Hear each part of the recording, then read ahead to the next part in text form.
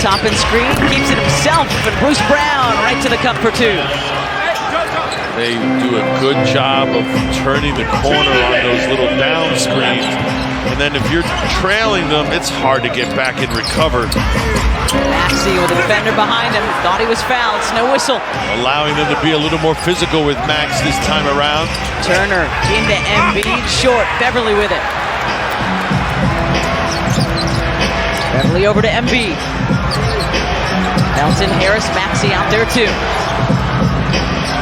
Tyrese had it. Tries to keep it in. Toppin to Embiid. 7. Yep, shot clock winding down on the Sixers. 3 to shoot, Embiid launches, and that's not going to hit anything. So back-to-back wasted possessions for the Sixers, 1:15 to go. Frustrating trip down the floor that time. You want a better shot than that as you're trying to claw your way back in this. Need to stop here.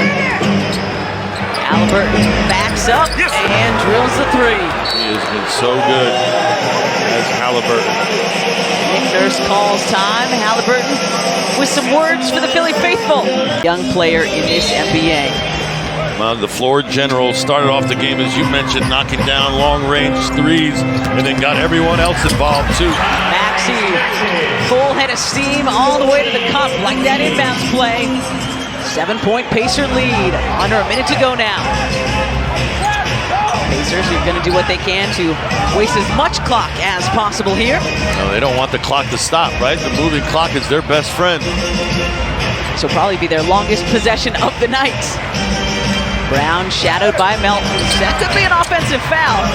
Instead, the Sixers will pick it up. They'll take that. Need a quick bucket here. Embiid. Late whistle, but the Sixers will take it. That's going to do it for Miles Turner. And the Sixers in the bonus, so points for Miles Turner. Give him a lot of credit, because usually what happens is guys are resigned to the fact that it's not my night, right? They won't let me play, I'm out of rhythm, and good things don't usually occur on that occasion. But you have two fouls early, put him back in the game in the second quarter. I thought it was too early because you're risking more fouls, but he had faith in him. He came in, he was effective, and then he was effective, as you mentioned, in that fourth quarter. All right, Sixers, no fouls to give. Still have one timeout, the lead 5 right now for Indiana. Let's see if the Sixers can force a turnover here. Instead, Buddy Hield gets free. Sixers gonna foul, let's see. And Tyrese Maxey will foul Obi Toppin.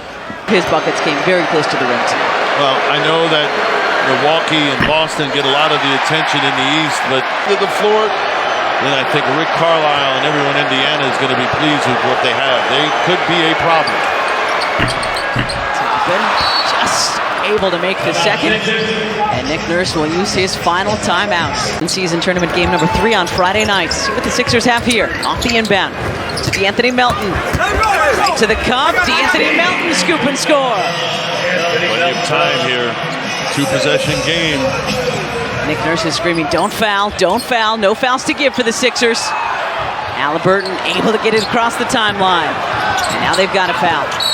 And Bruce Brown is fouled.